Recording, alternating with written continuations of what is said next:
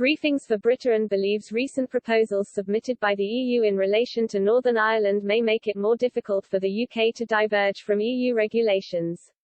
The Brexit Research Group suggested, the new proposals, if enacted, would thus be a sword of Damocles hanging over the UK, threatening Northern Ireland's trade, prosperity, and political stability to achieve the goal of UK convergence with EU regulations.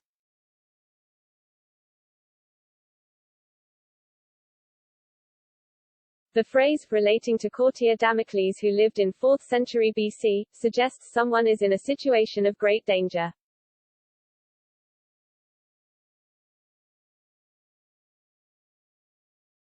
A diplomat from the European Union has also suggested diverging from EU regulations will be a problem for the UK.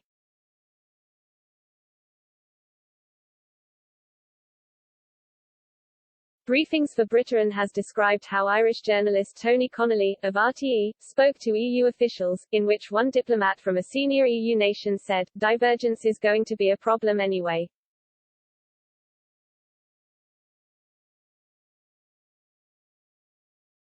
If the UK decided to diverge, the EU could withdraw favourable conditions, and, in doing so, reimpose difficulties in trade between Great Britain and Northern Ireland, it is feared.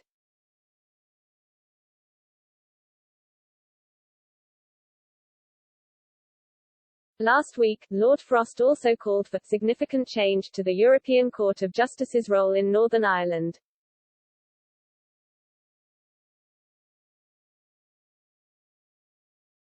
On Wednesday, the EU set out changes which they believe will help ease a major source of tension in the Brexit negotiations.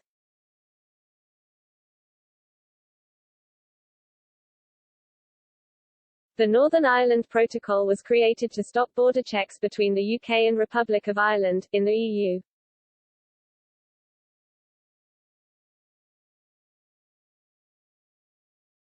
But it has led to trade disruptions between Great Britain and Northern Ireland, prompting anger and calls for it to be reassessed.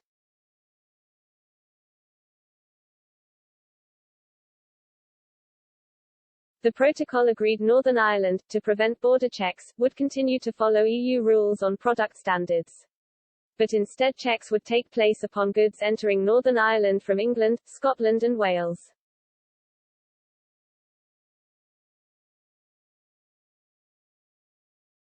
Briefings for Britain adds of the protocol, Northern Ireland would be the pressure point the EU squeezes every time it feels the UK is slipping out of its regulatory grasp.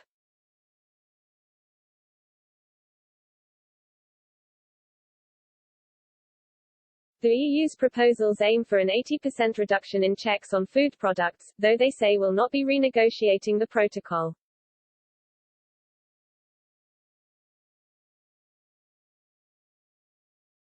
It will allow chilled meats to enter Northern Ireland from Great Britain, a source of tension dubbed sausage wars.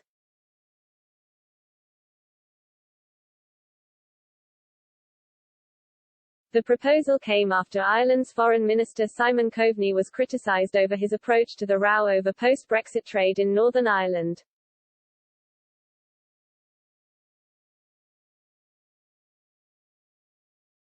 He tweeted, EU working seriously to resolve practical issues with the implementation of protocol, so UKG creates a new red line barrier to progress, that they know EU can't move on. Are we surprised?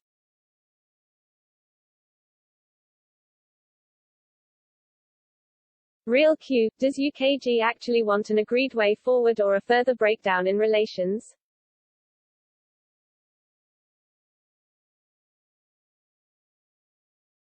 LBC presenter Ian Dale accusing Mr. Coveney of inflaming an issue which is already on a knife edge.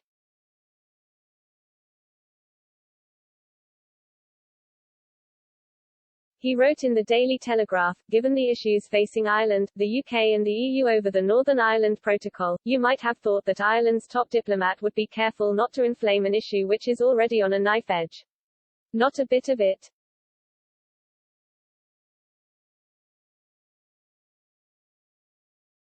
However, some in Northern Ireland are already concerned that too little has been done, and too late, with Northern Ireland already aligning itself to the EU.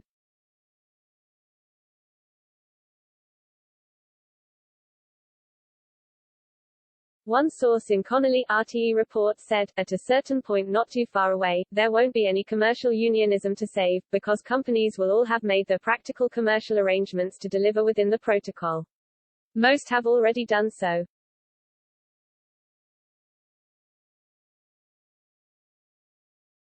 With proposals designed to facilitate trade between Great Britain and Northern Ireland, a lot remains to be ironed out.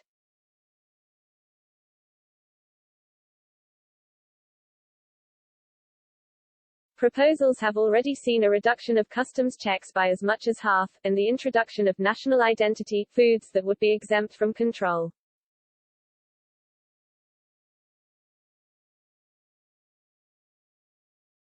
Furthermore, there would be a plan in place to facilitate the movement of medication and drugs between the north of Ireland and the UK.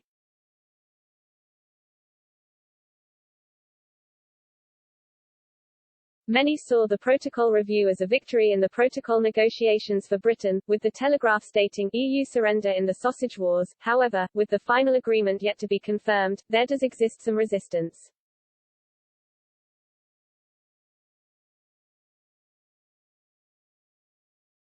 Both Germany and France have grown increasingly concerned at London's demands surrounding the ECJ.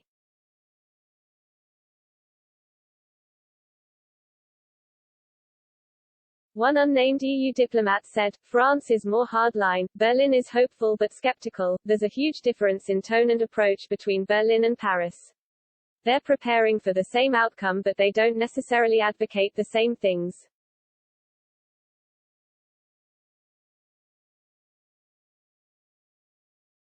With France escalating its post-Brexit pressure on the UK, the diplomat went on to say, Paris is straight out of the blocks for retaliation. That is not where Berlin is. They're Germans, they want to know what options there are. How can we respond proportionately? In what field can we expect action? How can we convey the strongest signal to London?